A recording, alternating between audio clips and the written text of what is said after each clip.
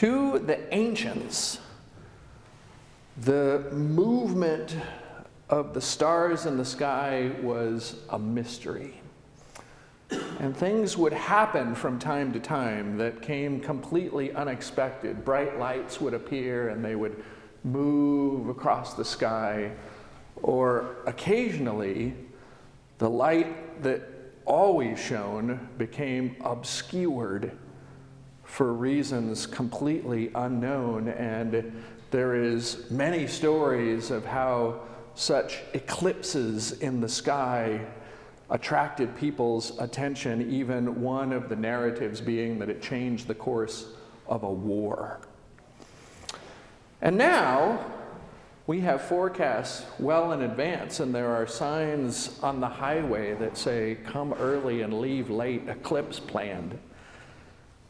And yet, even so, many of us are no less awed at the astrophysical spectacle that plays out when these rare events take place in our times.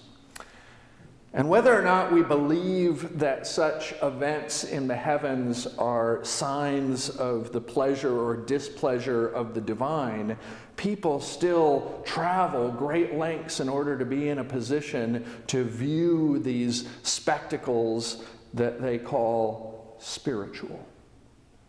And it has some effect. We will read stories. We may watch live streams. We may talk in conversations with other people that we know about what was it like for you? Where were you? How did you view it? Did you use safe glasses to view it? Your eyes are not damaged, right? And so we have this gospel passage about the so-called doubting Thomas in the same week that we have the coming of another totality of solar eclipse in North America. And I couldn't help but think about the parallels between what people believe or did not believe among the ancients about these signs from the sky, and what Thomas and his friends, the followers of Jesus, believed or did not believe about the resurrection. And so Thomas gets all the press in this story. He is the one who is the focal point, the so-called doubting Thomas, and you've heard me in past years say that I think that moniker does him a great disservice. I think he was one who wanted to pursue to the depths of what was going on and needed to investigate, and that is not something that is contrary to true faith. But he gets all of the headlines in this story as the one who needed Jesus to come and appear again a second time while he was present in order to declare, my Lord and my God. In order to be in awe at the majesty of that which is not supposed to happen. We all know that after you're dead, that's it. Your life is over. People aren't going to see and talk to you anymore, and we grieve over that. We say it is one of the two ultimate constants in the universe, along with taxes. But it didn't stay that way with Jesus. Something happened that we celebrate on Easter and in this entire season of Easter that we call resurrection. Something that suggests that the existence of God supersedes even the natural course of a human lifespan and its death. And that God's ability to be present in the cosmos, and specifically in relationship to humanity, could not be obscured by Jesus' execution. And we celebrate that and we proclaim that. And to many people, proclaiming this sounds like so much kind of mystical nonsense, like the ancients used to talk about solar eclipses being a sign from God. And it gets dismissed as superstition and the things that the simple people of the past tried to use to make sense of events that they didn't understand. And yet, What would people make in our very present time of the little pouch that's in the kitchen of this church that if you open it up, it has a container in there that's labeled Narcan? What would they make of somebody who has overdosed with narcotics, seemingly dead, being brought back to life with the administration of a miracle drug? Earlier on in your life and in my life, that didn't exist. And now there are stories all over the place of people who have been in a situation of administering Narcan to someone who had overdosed and it bringing them back. And we say, well, that's science. But faith is a different thing.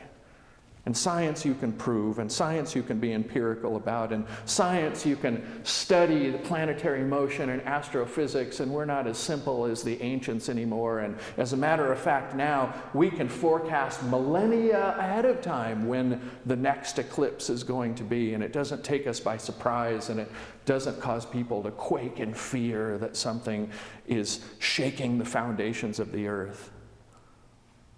But this story that we insist upon celebrating in Easter, that Thomas insisted upon seeing proof of, continues to be something that moves people deeply and that many people call a spiritual experience.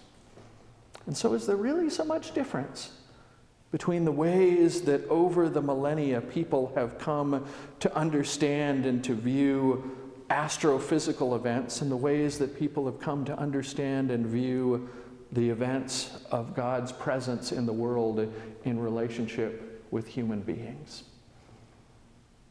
We know that our lives are in God's hands, and we proclaim by faith that there is something transcendent that goes beyond the end of our earthly days that is engineered as a result of God's love for all of humanity and desire to draw us into unrestricted, unimpeded fellowship with God for eternity. And though we can't ask someone who has died, hey, what's it like? Tell us. We have these stories that come out of the Gospels of skeptical people like Thomas, who say, I need you to show me. And what we see is Jesus not poo-pooing Thomas and going, oh, you just don't believe enough. You just don't accept it without any kind of evidence. We see Jesus meeting Thomas where he's at, coming again after having already appeared to all of his friends and saying, okay, this is what you need? Touch my hand. Put your hand in my side. See and believe. And Thomas has this epiphany moment. My Lord and my God. And so in a story like this, we are reassured that as our awareness and our faith and our knowledge all continue to evolve in parallel, not in conflict with each other, but when we let them, reinforcing each other in ways that allow us to increasingly behold the majesty of God in our midst. So Thomas is my hero. Thomas is the guy who pursues and pursues and pursues God in a way that I would say is not to be looked at as someone who has weak faith, but instead someone who has determined faith, to want to seek God and to want to go to those deep places where God can be found and to encounter God in real and powerful ways. We could do a lot worse than that kind of active pursuit and seeking that strengthens our faith. So the next full totality of solar eclipse in North America is going to be in 2044, if you miss it tomorrow for some reason. And then there'll be ones after that. And we now understand astrophysics and planetary mechanics in such a way that things that were mysteries to the ancients are not so mysterious to us anymore. But in some ways, they continue to be powerful. They continue to cause people to stop and to gaze heavenward with a look of awe and wonder. And in the same ways, the stories that we have received from our ancients in the faith exist and have been passed down to us to be sources of inspiration and awe for us in our own time, inspiring us to look upon the things that God has done in the world and throughout human history, and to have those kind of spiritual experiences, the ones that carry us through life, and the ones that give us hope that at the end of our lives we will be embraced, lifted up, and carried into the heavenly realms where there is no sorrow and no pain, but life everlasting in the company of our loving God. Amen.